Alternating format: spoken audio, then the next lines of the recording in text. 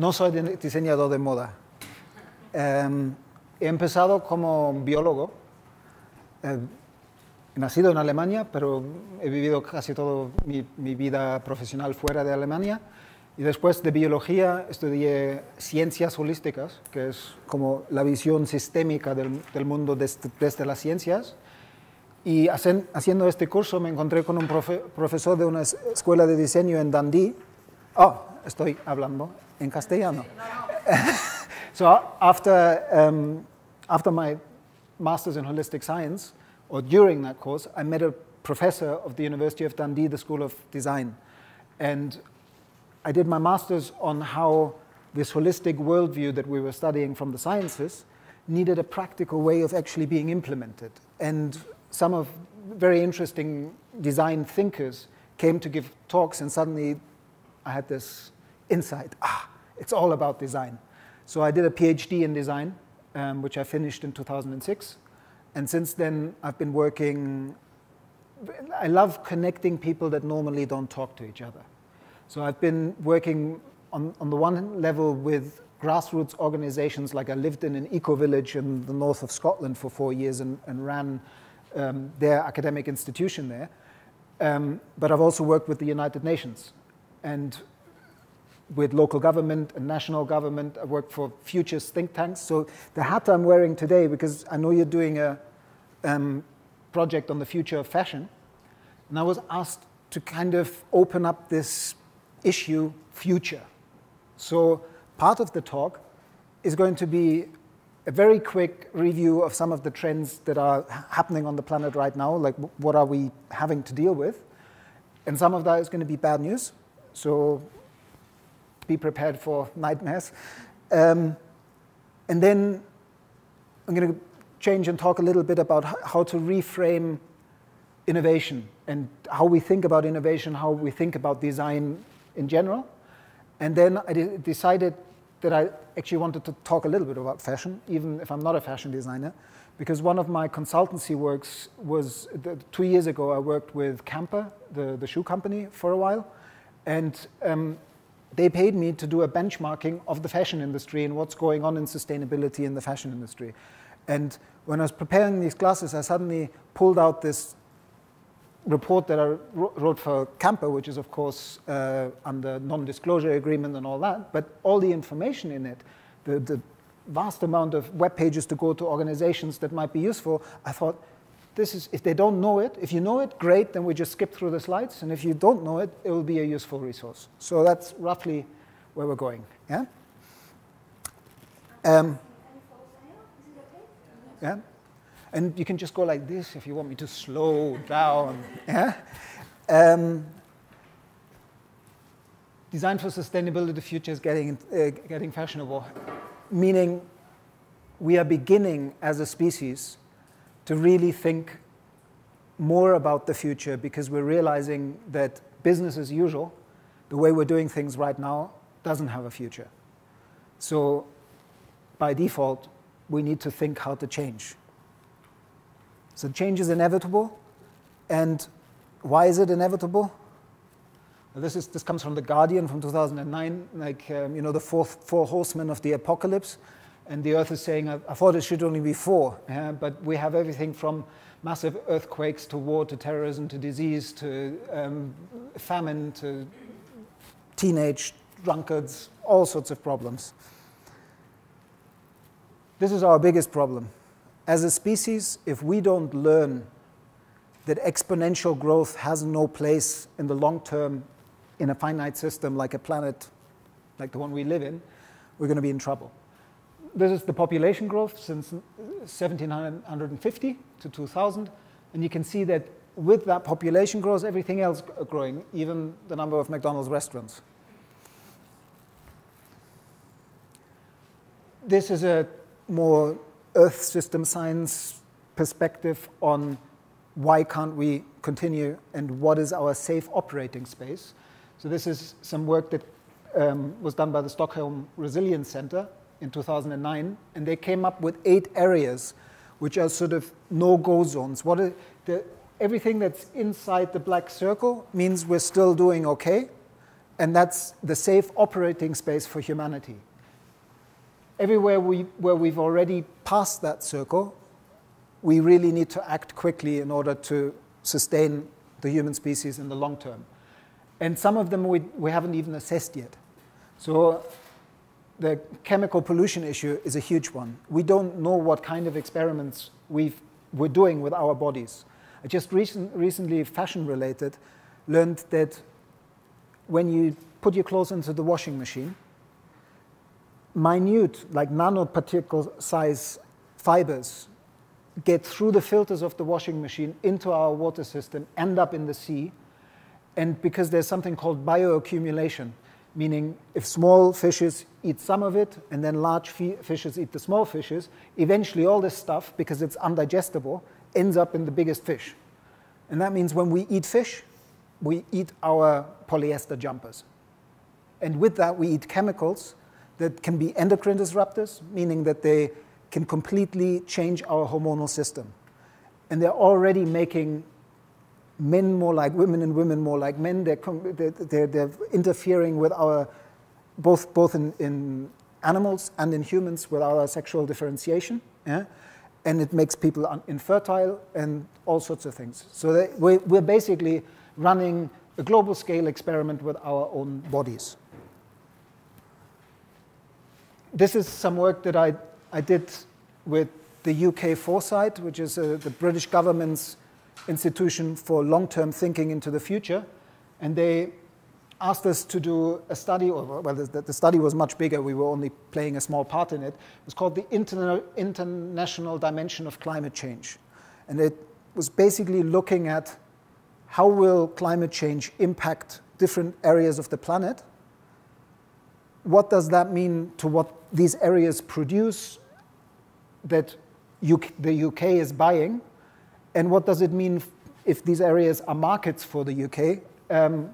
How would that change? So they weren't just looking at how does climate change impact the planet. They were going one step further, which is, of course, nobody can predict it for sure, but it's worth thinking about. How will our economic system of importing things and exporting things change due to climate change in the next 30 years? And at the time, the chief scientist of the UK government was called Professor John Beddington, and he came up with this word, the perfect storm, saying that right now, if you look at just some basic trends, by 2030, we will, this is in 2010 speaking, by 2030, we need 50% more energy on the planet because we're more people and our industries consume more. We need 30% more water, and we need 50% more food. But climate change is negatively impacting on all three of them. So we get a kind of pincer movement that says that by 2030, the world will be a completely different, fundamentally different world than it is right now. And that's not very long. So time for course correction. And it's not just climate change, and it's not just peak oil. We're not just getting to a point where we cannot burn fossil fuels anymore because otherwise we will create runaway climate change. There are issues about climate change that there's a sort of safe level, and once you go beyond that, you get all sorts of triggers that the problem gets worse. Even if we suddenly start behaving like eco-angels and do everything right, it's too late. So we need to watch out that we don't pass that point of no return. But we're also running out of the key resources for our high industrial culture. Some of them, even the green technologies, we also need resources that are getting scarcer and scarcer. This is from the Royal Chemical Society in the UK, and they basically looked at the periodic table, and all the ones in red are elements that are going to run out within the next, well, nobody knows exactly, but 100 years or so. And of course, there's all sorts of issues with these materials because, for example, one of the elements that is used for touch screens and mobile phones only comes from the Congo. And we have wars in the Congo and civil war in the Congo for the last 20 years because it's economically opportune for the global industry to have this place destabilized so you can get at these resources more cheaply. So it's a complex problem we're facing. This is just, I'm almost done with the bad news. This is another massive issue about inequality on the planet, both at a global scale. Unfortunately, I didn't put this slide in there. I talked about this morning with the master's students in innovation and design, and I found this slide where somebody had put a double-decker bus, 80 seats, one of those London double-decker buses, and it was to demonstrate that 50% of the world's wealth is owned by 80 people. And 3,500 million people have the equivalent money. So we could put half the world's wealth onto a double-decker bus.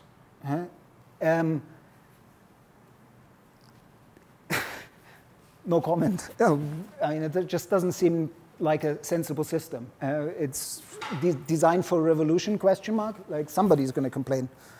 And then even if we were to find, through innovation, new technological solutions, there's a question of, are we running into a future without ethically questioning the technological innovations we're using? Genetic engineering, biohacking, growing organs, implanting artificial eyes, artificial arms, artificial limbs. Because of this inequality, these technologies will never be accessible to 8,000 million people. They'll only be accessible to a very small amount of people, which means that we're creating divergent evolution. We're creating a species that can have all these things, the ruling cyborg class, and the worker ants. And most likely, all of us are going to be worker ants. So we need to look at what kind of future we actually want. And this guy is one of the prophets of this. They call it the singularity, the convergence of nanotechnology, robotics, IT technologies, and genetic engineering, bringing technology and biology together.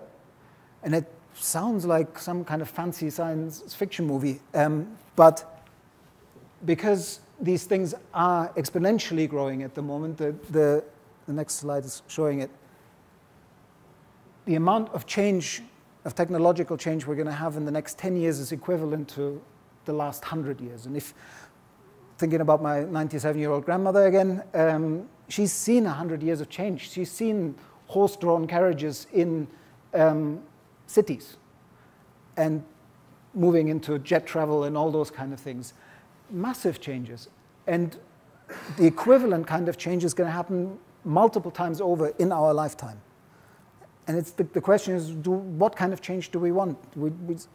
To just go, just because it's possible technologically, we're just going to go do it. We need a bigger societal conversation about where to go.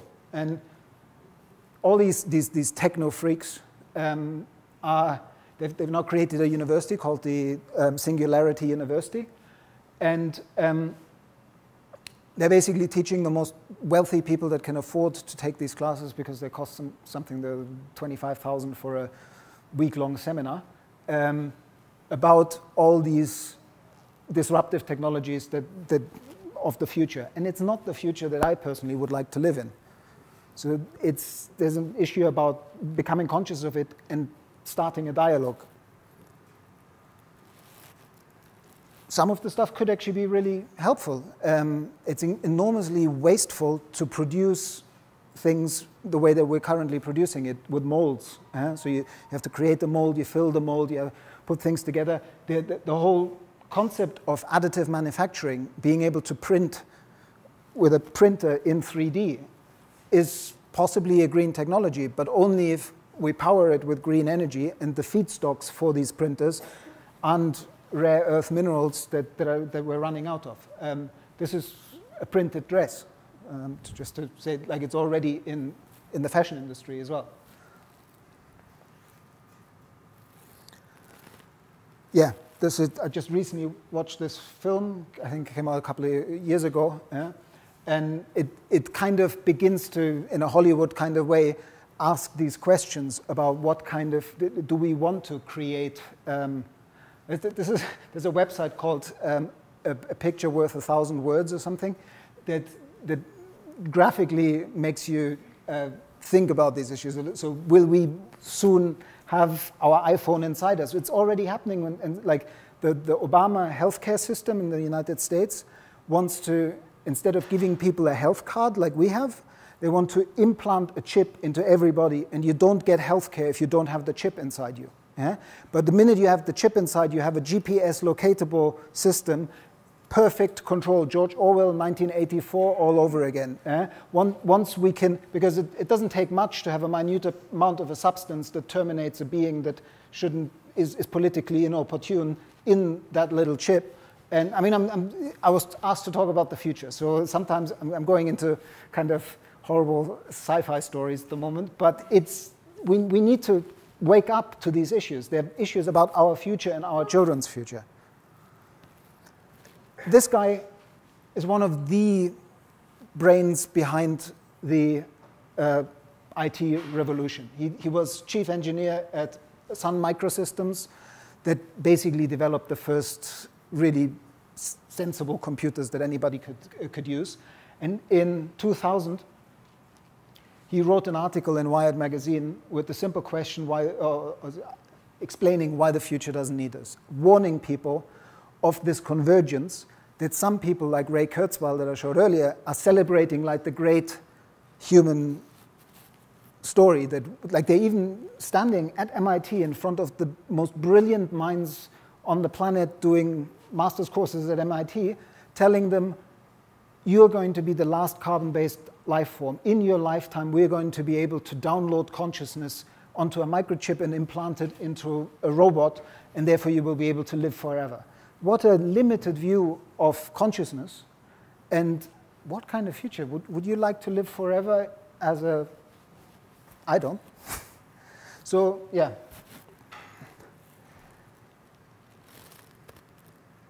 This is just, like, so we looked at the horrible technological possibilities and some of the trends on the planet.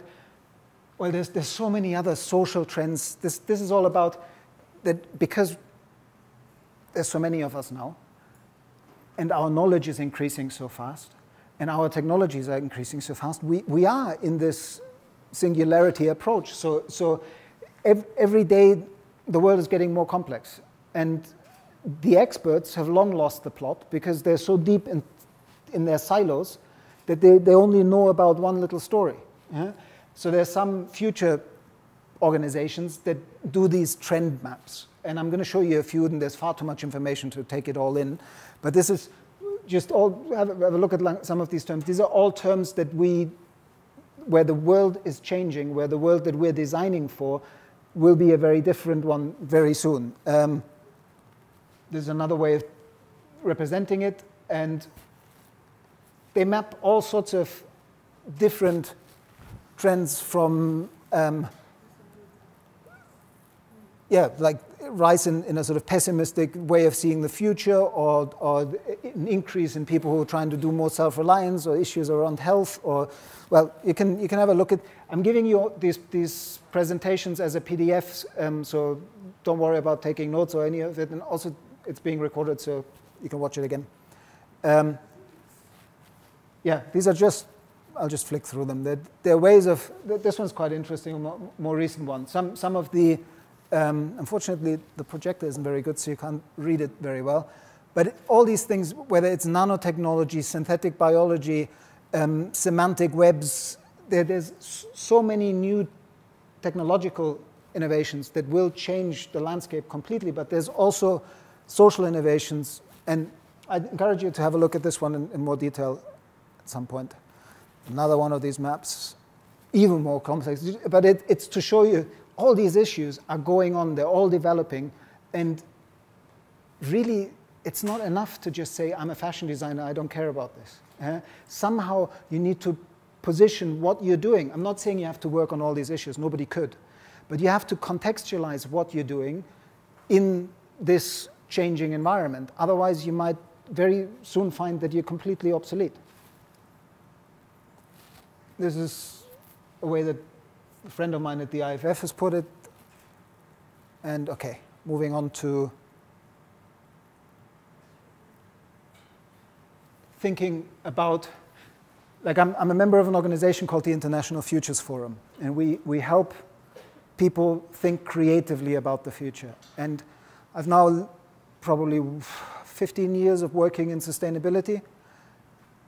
And even in environments where you talk with people who are switched on, who want to make a positive difference, very often you get arguments of the more deep greens to the light greens, and people have their pet technologies. So one person says the future is all about hydrogen cars, the next person says the future is all about electric cars, and both of them want to save the planet, but they're arguing. What we found is that, because what they tend to argue is the present and the future. By putting in the middle horizon, so we call this Horizon 1, which is business as usual. And that business as usual can't continue. But it's interesting, even into the future, that line is still there. It doesn't disappear. Because that's another big thing that as humanity, we have made one major mistake. At some point in our history in the last 200 years, we got so obsessed with the ideal of progress that everything that was old was like, throw it out. The English people say throwing out the baby with the bathwater. So after you're finished with the bath and you want to empty the bath, oops, there was a baby in it. What we need to do as humanity is we need to go and collect all these babies that we've thrown out in the last 200 years. We go retrace our steps, because some of these babies is the wisdom of humanity having learned to live in place over long periods of time. The Hopi people in the Native American Hopi tribe has lived in their region for 10,000 years. This is a small group of people, but they've managed to, and it's a deserty type of place, but they have the wisdom of how to create a culture that lives in place 10,000 years. The Aborigines have lived in Australia in their way for 40,000 years. And we call them primitive because we have iPhones. Yeah? Maybe there's some wisdom in these cultures.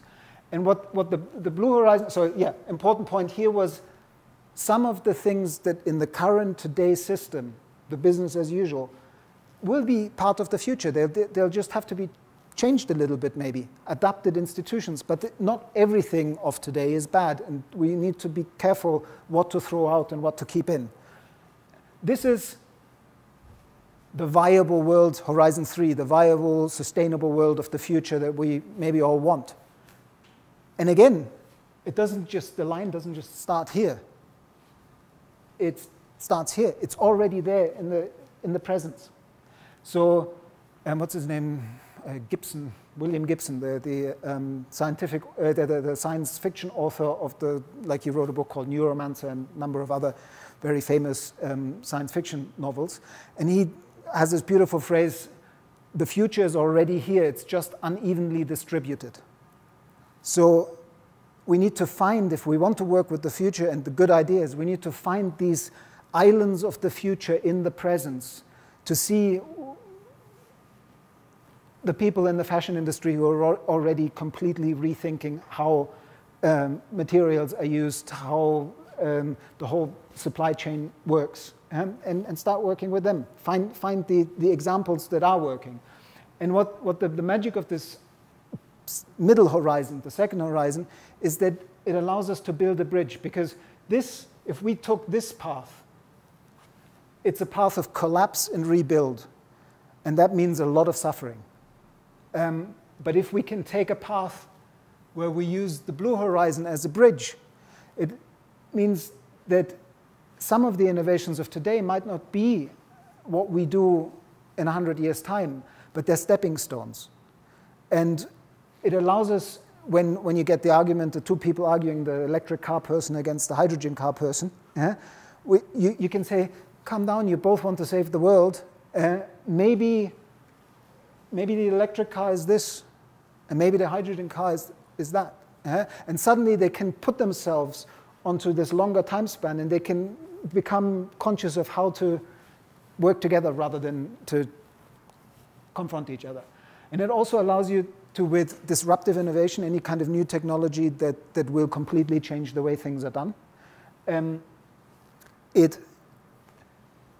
Like the Horizon 1 is the manager of the big company who says we need to keep the lights on, we need to keep the people in jobs, all things that are true. So they don't have so much time to think about the future.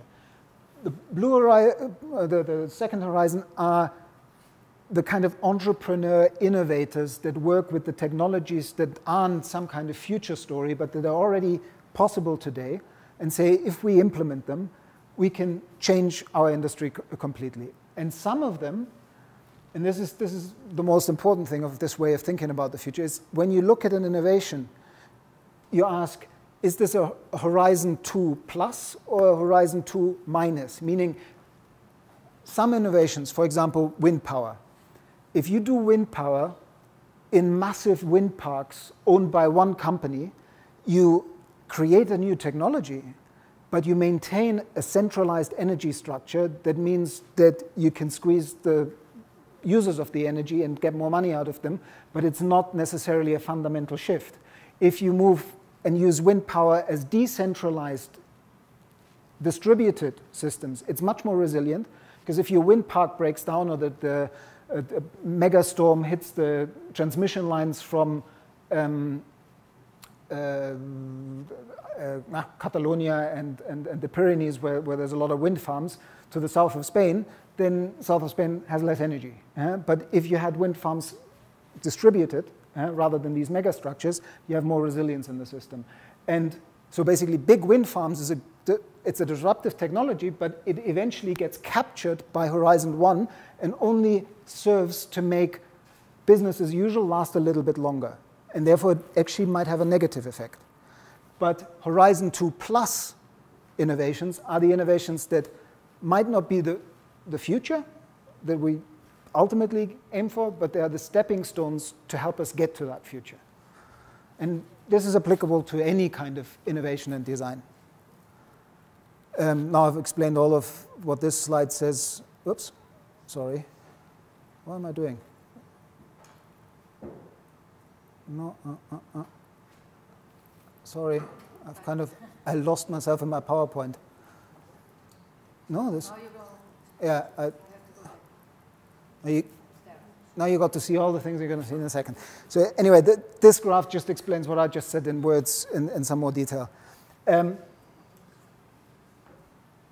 These humps are, there's something called contractive cycles, which the Russian economist found out that each major, like the economies tend to go up and then they go down, they go up and they go down, and each one of them seems to be connected, of these cycles seems to be connected with new technological capabilities. So the first one was water power and mechanization and the big textile industry, like the first mechanized materials production. And then we went to steam power and so on. And then electricity and chemicals came in the early 1900s. And then the petrochemicals came in the 1950s. And that created another big boom and then a big bust. And then in the 90s, the digital networks came in. And the people who created this report for the World Watch Institute suggest that the next big wave of innovation is all about sustainability, radical resource productivity, whole systems design, biomimicry, green chemistry, industrial ecology, renewable energy, and green nanotechnology. So in a way, this is like if you want to be part of the next big move, have a look at these approaches.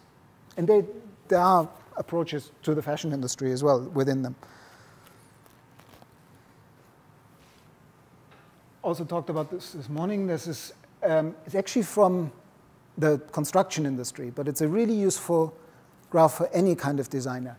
It says, spend time in the not knowing and ask the deeper questions about what you want to design, because the minute you make a decision on, we're going to design this like that, then you're kind of fixed, and your ability to change it, particularly once you get into prototyping and production, becomes more limited, and the cost of changing it goes up. Yeah? So really thinking through, like once you've invested in a large production facility in China to make your textiles, then you get locked in. Suddenly, like I had this story with a shoe company I was working for, that they were basically saying some of the processes that we need to make the models we would like to sell don't exist in Europe anymore. The high-tech production facilities are all in China. So even if we wanted to, we couldn't bring production back to this place because we're locked into a system. But they ultimately created the system because they said, oh, maybe we can make a bit more money if we produce somewhere cheaper. Okay. Oops.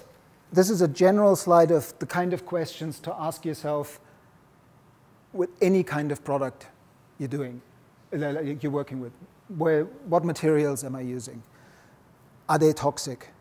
So there are tests. I mean, there's also databases. You don't have to do it all yourself. There's the Michael Braungart's organization in Hamburg called the EPA. They've spent the last 30 years mapping, also in the textile industry. They were the ones that Sieber Geiger, a very big textile industry giant in Switzerland, used to produce very toxic textiles. And they worked with these people to eliminate all the toxic dyes and elements out of their product line. And so then now they have a different range with different colors and all sorts, different qualities that aren't toxic anymore. Then with some, maybe slightly less with the fashion industry, but even, for example, this particular shoe company that I was working with, they have some shoes that are extremely heavy, produced in Vietnam or in China. Shipping a container load of shoes where each shoe weighs 200 grams from China to Europe for sales means that there's a vast amount of CO2 emission because of the weight. They also have a range of shoes that are extremely lightweight. They're even called lightweight. And those shoes weigh per shoe maybe a fifth of the weight. So just by making a lighter shoe, which is also much more comfortable to walk in, you create a product with less environmental impact. And then, of course, you look at all these other things, how much water is involved in it, like particularly in the fashion industry, there's a lot of washing and dyeing and then taking out the dye that is too much by washing it again. And so the water footprint of the fashion industry is huge. The production methodologies, how much energy do I put into a product? Like some of these extreme high-tech new materials with woven in solar panels to recharge your iPhone from your jacket,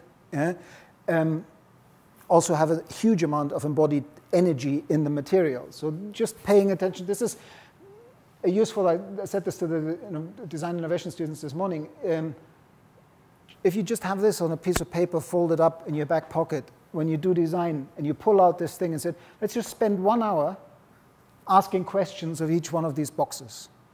It will improve your design, no matter whether you're designing a vase, a chair, or a new dress.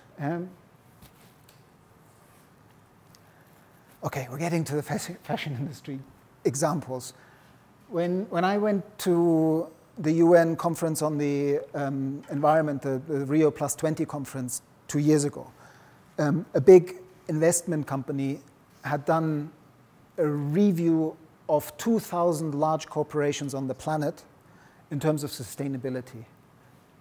Puma came first because of this guy, Jochen Zeitz. He was the CEO of Puma for 18 years, and he's taken Puma to an enormous success economically, but also he pioneered something which is called environmental profit and loss accounting, because he realized the only thing that goes into the mind of the economists who are ultimately holding the reins of the company, because they're the ones that have to justify towards the shareholders what is done, is they think in money. So whether it's a good thing or not, he basically developed a system to transform any kind of environmental impact into a direct financial figure.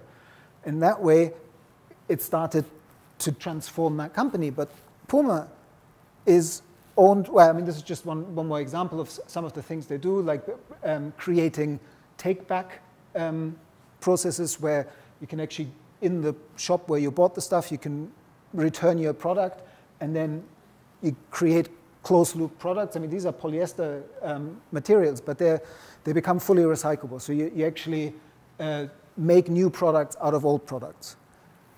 And not just because there's a distinction between recycling, downcycling, and upcycling. You've heard about this. Okay, great, then I won't go into detail. Great that you heard about this. An example that Puma is thinking about design, this is a wall chart that they just have on the wall in their design labs, giving their designers all these tools, a bit like that thing that I showed you earlier that I put in your back pocket. This is another sort of, have you thought about looking at your project from these different perspectives? And one of them is biomimicry. Puma is owned by a group which used to be called the PPR group, is now called the Caring Group, and they have the big designs underneath, like the Alexander McQueen, Stella McCartney, Gucci, so also the high fashion brands. And of course you can't read any of this, but it's basically, they're now developing a long-term group-wide, so all the different brands in it, strategy to implement environmental profit and loss accounting and this shift towards a more sustainable fashion industry in all their brands. And since they're turning over 9.7 billion euros and employ 35,000 people in 120 countries, this is going to have an impact. They might be your future employer, one of the groups they own. So again, you can find a lot more information on the Caring website about how does this environmental profit and loss work. But this is a diagram to kind of illustrate it. Don't want to go into detail on it. And now I'm just going to flick up a lot of resources. You've definitely heard about this one. Yeah? They've been working on this longer vision of how do we create sustainable textiles for, do you know how many years? When did they start? 10, 15 years ago? Quite a while. Yeah, even longer. Yeah. What's happening is that even the big groups, all these brands down there, realize that they're locked into an industrial system that even if you're as big as Puma or Nike or Adidas, you can't change it by yourself, because they're not doing everything in-house. It's actually, for me, it was a big insight when I started working as a consultant to understand how little sometimes is done in these houses and how much is actually outsourced in terms of material production, like creating the leather, creating the textiles, but then also fabrication. Often what they do is the design and the marketing. Yeah? So what they've done is they realized in order to put pressure higher up on the supply chain, on their providers, if just one of them goes to their provider and says, in 10 years' time, we're not going to buy this material anymore if it still has cadmium in it or if it still has lead in it, they say, well, tough luck, we're just going to sell it to somebody else. I'm not going to change my production processes because of that. Yeah?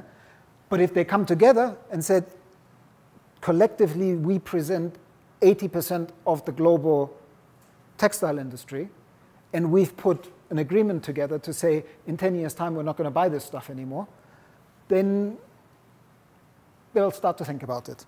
And that's what I see happening, and that's what's giving me hope for the textile industry. And then Nike has developed this, they spent ages on this and a lot of money, like millions. How do we make it easier for designers to make good choices? And so they created the Material Sustainability Index. And again, they realized, and there's a hidden message here underneath it. It's the future of design is not about one great designer. The future of design is about good teamwork and transdisciplinary integration. The world's so complex, we have to work in teams and we have to create things together. And what Nike realized that in order to make this database of which material is better than another, so a designer who's maybe and should be focused on the beauty of the creation they're engaged with, but wants to do it sustainably, can just go up onto a site and say, okay, how does the blue one is polyester and the green one is cotton? So it's mapping two different materials, and depending on how far out these lines go, it's telling you where it has the most impact. So for example, this point here, hazardous waste. So interestingly enough, cotton fabrics produce more hazardous waste than polyester fabrics. And so you get an idea of how to compare one to the other. And they also realized that in order to make this database really useful, they needed to make it available not just, they could have thought like the old thinking would have been, we're Nike, and the last thing we're going to do is share this information with Puma or Adidas.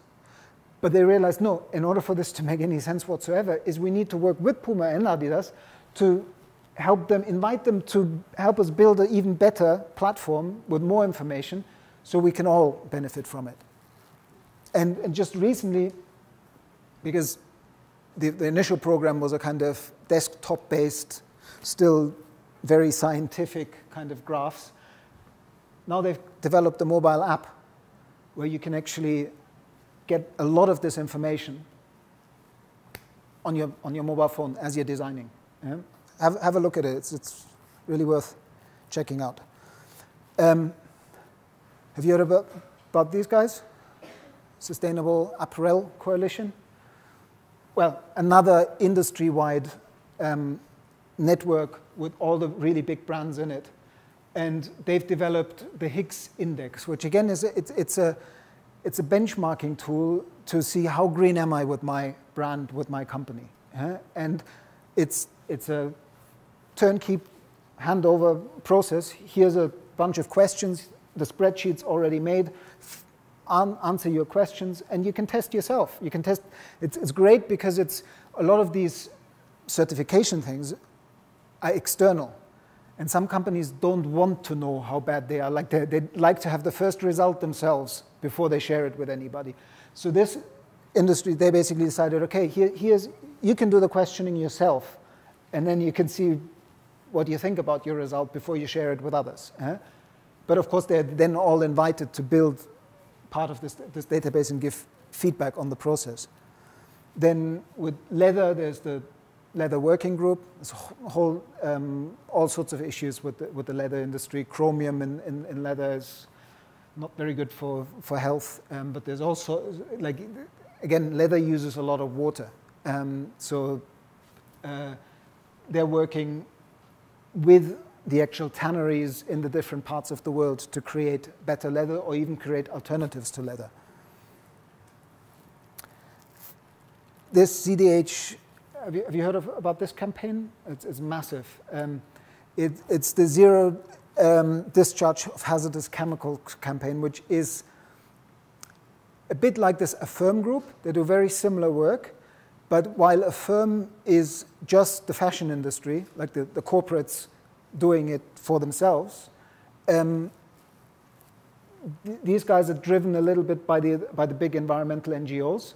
So for example, in 2012, I don't know if you saw, there was this campaign where people were standing in front of Zara with black tears and like they painted black tears on their face to basically say, if you buy products here, you're buying chemicals that will poison you. It took 3 weeks for Inditex to join the process. So there is a power behind direct action. And this is the map that they've, I mean, it's an enormously audacious the idea is that by 2020, they will have zero discharge of hazardous chemicals from the fashion industry. I wish I could say I believe that they'll achieve it, but I think they set their goals a little bit too high. But they're mapping it, the beginning, and you can see that some of the stuff they've already finished, and they're moving towards it. And part of it is even just understanding the complexity of it all. This is a systems map of what the fashion industry supply chain looks like. And if you go onto Roadmap to Zero website, there are videos that talk you through, like they zoom into different parts of it, and they talk you through step by step through what your industry looks like and what needs to change. So please do. Then there's lots of people working on alternative materials. People looking at how we can make the impact of cotton growing. If we want to keep using cotton, then let's improve how we grow cotton. So they work all the way down at the producer end with the farmers, helping farmers to create more sustainable growing techniques. Fabrics for Freedom is based in Madrid, or just outside of Madrid.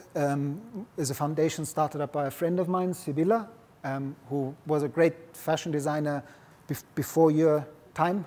She was sort of big in the 80s. But won a prize, no? yeah, she won the Medalla de Bellas Artes last year. And on this past Sunday, I opened up El País, and there was an article on the film awards, what do you call it, the Goyas? Yeah? And it was maybe 500 words, and they used 80 words of the 500 words, which was actually an article about the film industry, to talk about that one of these the actors wore a dress by Sibilla, the fetish designer of Pedro Almodovar, blah, blah, blah, who is now relaunching her brand. And so Sibilla spent 10 years kind of out of the limelight, 15 years out of the limelight, and in that time worked in building up Fabrics for Freedom and really learning about what would the sustainable fashion industry look like. And they do, it's a great resource for information on all these kind of funky new materials, like growing textiles from milk protein or soy or algae. We need to get away from fossil fuel-based materials because we just will run out of them. These guys are more widely the packaging industry, but that's also if you have a product and you need to get it from A to B, you need to think of how you get it from A to B. So these guys, the people who, Michael Braungart and Bill McDonough, who started the whole cradle-to-cradle story that I know you heard about, they have their for-profit side, and then they have a non-for-profit institute, which has great information on the website, and it's called the Green Blue Institute. And one of the initiatives they run is this Sustainable Packaging Coalition. Where to keep up to date, there's more and more websites coming up, like Eco-Textiles, or there's a research center at the University of the Arts London that is looking into the future of textiles. So basically, just as you go into your project now about the future of fashion, just spend one afternoon looking up some of these websites that are just sort of flashed up for you, because it might inspire you to do things differently. And then we could have a whole conversation about how important it is to have these labels, because sometimes it's just created another industry for consultants to go and certify and put a label. But since that's part of the market at the moment, if you want to see which labels are actually worth their money, this organization, all they do is just compare the different labels globally. So you can understand what it actually means, because some of them are not worth the paper they're printed on, and others actually are quite strong. This is from a report, one of these UK Foresight reports, like the one that I mentioned on climate change. They did one more recently on the future of manufacturing in general. And it just, again, we had these three horizons. It's showing that some of the changes will not happen from today until tomorrow. And so right now we're in this phase where we're looking at minimizing material inputs, waste management, increased energy efficiency, watching our water use, all those kind of things. Then the next stage over is new forms of value associated with products, including sustainability, like where sustainability becomes central to products, spare capacity built into the supply chain. But then this is really interesting. Materials not landfilled and kept in productive loops. So this is, we've basically implemented the closed loop economy, the circular economy. Products use smaller amounts of materials. And where is the one that I really like? Cleaner and quieter consumption. Wait a minute. How strange. I must have done some wishful thinking here. I thought somewhere it said producing closer to home. Producing closer to home. One of the, like if you really want to be cutting edge about sustainability thinking, the buzzword that hasn't quite made it to be a buzzword yet is something called distributed manufacturing. It's the model of shipping all sorts of resources to one central production place on the planet and then shipping it back out to the entire planet is history. The future is about creating regional production facilities. It also makes more economic sense because it creates jobs and it allows us to produce in the region for the region. So this distributed manufacturing and re-regionalizing your markets, it also allows you as designers to be sensitive to culture. You can create the Asian collection, and you can create the South American collection, and you can create the North American collection, and they all have slightly different flavors because they're different people, and we should celebrate those differences rather than all wear the same boring stuff. So. Yeah, okay, it was there, thank you, because I knew it was there somewhere, and so right now I couldn't find it. Thank you. Don't worry about this one. I just put them in because I just thought I've done so much work about looking into examples of the shoe industry. So if any of you want to do your future fashion product on the shoe industry, you have 2 pages full of links of all sorts of shoe brands that are already doing some interesting stuff. And I just thought, why not give away this work? Because this is like days and days of internet searching of who's doing what. And it's great. I mean, there's a story with each one of them.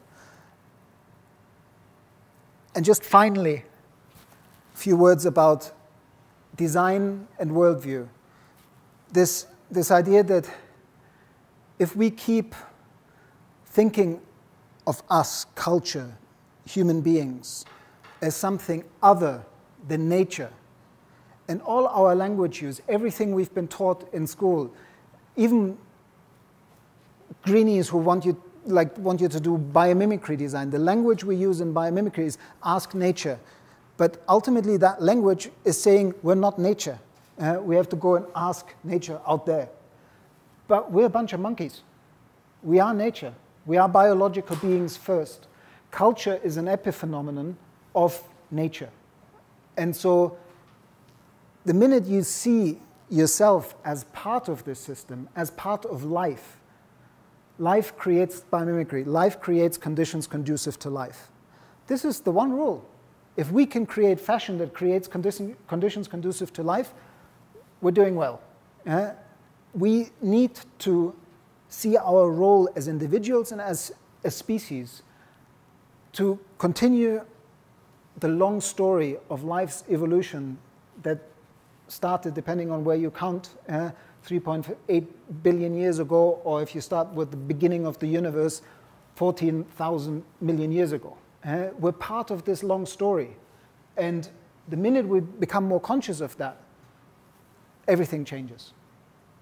Winston Churchill, always good for a good quote, used to say, first we shape our buildings and then our buildings shape us. You could say, first we shape our dresses and then our dresses shape us. If they're full of hazardous chemicals, they change our bodies.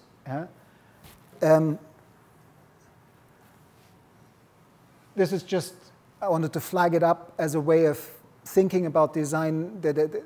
People have tried to map different worldviews, different ways of seeing a particular situation, and they call it integral theory, and they base it on these 4 quadrants. And it's, for any type of design, it's a useful way of shifting, like putting on a pair of glasses, looking at your problem this way, and then putting another pair of glasses, looking at that way. So this is the interior personal dimension. Then the interior cultural dimension is collective, individual behavior, and systems behavior. And it's far too complex to explain to you in 2 minutes, but it's worth looking up. And any kind of change is pushed, not by everybody, but just a small proportion that needs to, the innovators need to get the early adopters on board, and if they can convince just part of the big bulk, then we have systems change. There'll always be some people who say, God, I don't care about any of this, I just want to make a lot of money selling pretty dresses to rich people. Yeah? But if you want to be an innovator, you might want to rethink your professional future in terms of designing something that is beautiful, but also sustainable. Because Bill McDonough asked, like I once saw him at a conference in Barcelona for the construction industry, and he opened with one question. He said, can anything be truly beautiful that causes ill health or ugliness elsewhere? And that's a powerful question, yeah? Because we get so obsessed with the, oh, wow, look at that dress. Yeah? But if it's not made sustainably, if it's built on sweatshop exploitation, then is it really beautiful? Isn't there something, and there's this concept of total beauty, which is actually not Bill McDonough's, but Evan Dachewski or something, a German guy. But it's this concept of thinking of aesthetics with ecoliteracy in mind. Not just, because otherwise it's cultural absorption. We say this is pretty because our teacher, who was a great designer, told us this is pretty. Yeah? Or we're all susceptible to fashion trends. Yeah?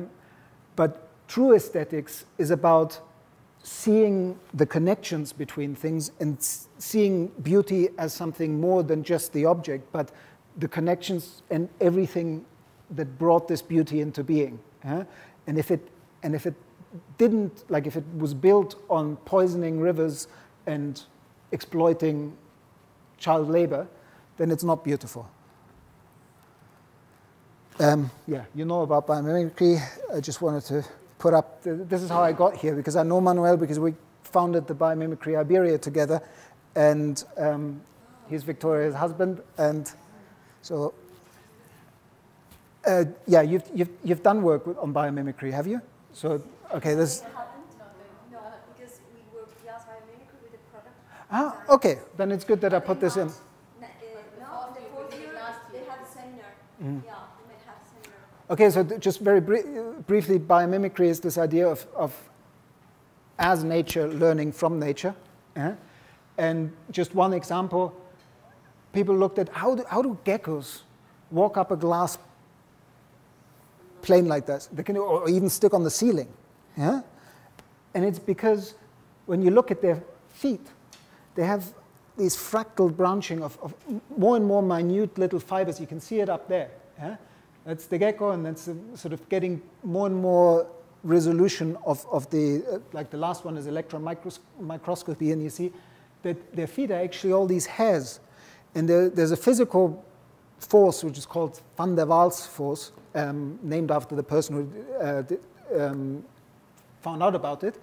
And it's not a very strong force, but if you multiply it by having all these individual little strands, you can create gluing without glue.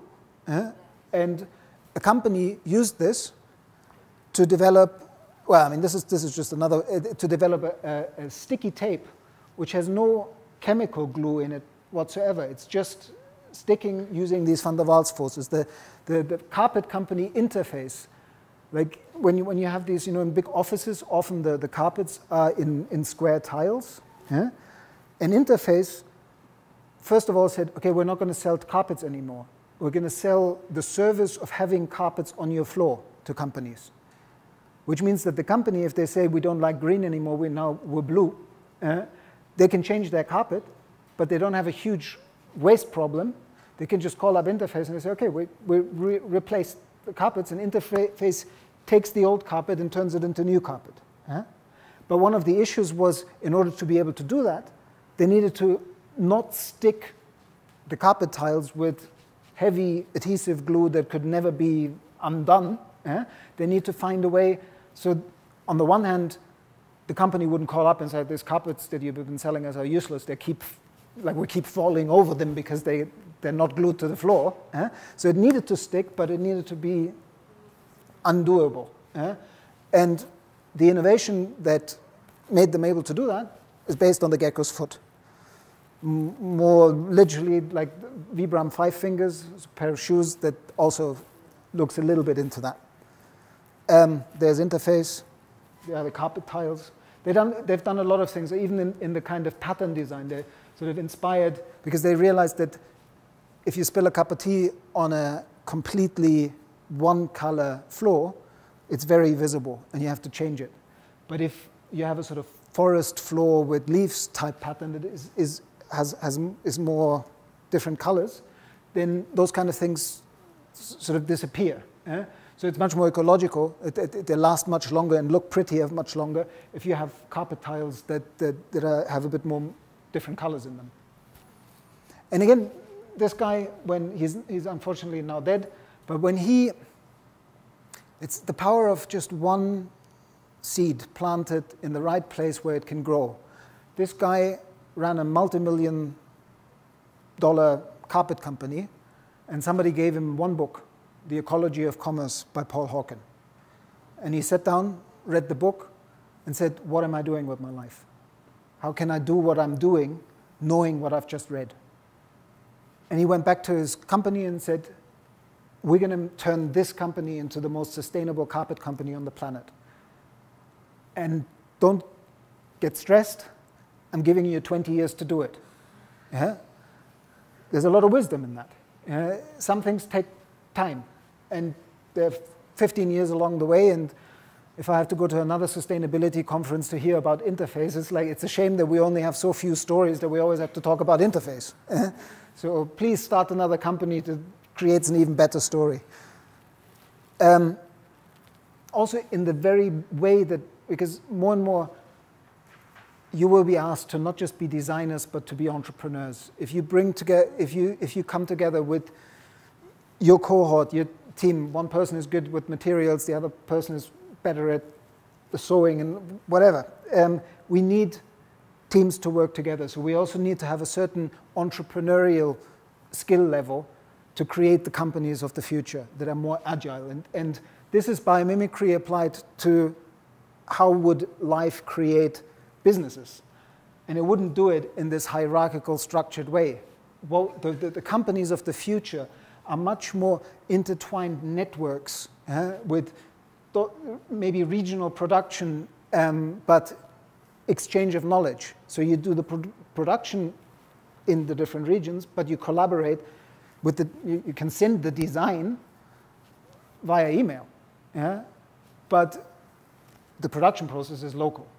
And it's reintegrating business, economy, and people into the bigger envelope, nature, rather than culture apart from nature. And so, yeah, this book is worth reading if you're planning of starting your own company. Have a look at it. And yeah, because this talk was about future, this is a report, again, on applying biomimicry to the future of companies. And you can download it on the internet, and it gives you, we won't go into the detail now, but the firm of the past and the firm of the future, looking at how nature would produce things. And so here's this graph again, so you can see how it becomes more like an ecosystem. It's not we're the manufacturers, we produce something, we use marketing so the people want it. we sell it, and that's our job done. Yeah? But you create ecosystems of collaboration, a bit like what Puma was doing with asking the consumer to bring the product back. That creates a loop that's much more an ecosystem design. So maybe re-envision how fashion is done in the future in these kind of ecologies of collaborating enterprises. The future is all about collaboration. Competition is so last century. And just as a final slide, because sustainability is also last century. This is to give you an idea of where the future really is going. And this is a guy, it was done by an architect who basically said, we have on one extreme, we have conventional practice, business as usual, bad, can't do it anymore. Then there's green, which is let's communicate about our intentions that we really want to be better, and let's have a little pet project that we pretend is our main business, so we look good, but we're actually continuing with the same bullshit as all the time. Yeah? And then you get to sustainability. How great, we don't do any more damage. Well, we've done damage for 250 years. It's not enough to just be not bad. We have to be good. We have to give back. We have to take a step further. Sustainability is good. Let's get there. We're not there yet, but it's the neutral point. But the future of fashion and the future of design is going beyond that. It's restoring the ecosystems that we've damaged. So it's restorative design. But restorative design, you could say, it might still be done in the mindset that man, master of nature. I'm saying man on purpose because that's where the bullshit storytelling comes from. Yeah? Still, we can replant forests, we can restore ecosystems, but always still with this manipulation of nature type attitude.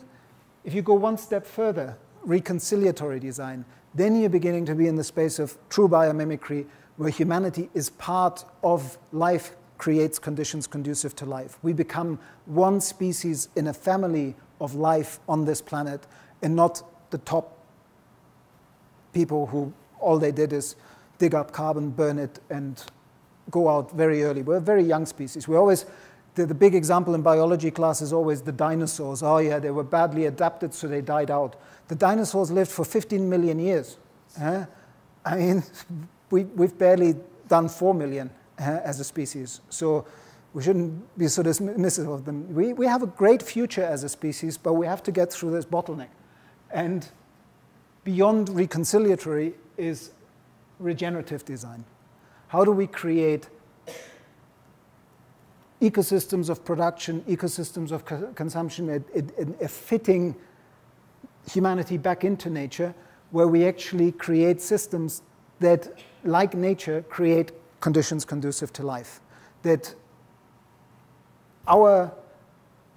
like the next generation, we're handing on a planet that is richer rather than a planet that is poorer, where there are more forests, more clean water, all those things because of the way we've done what we do.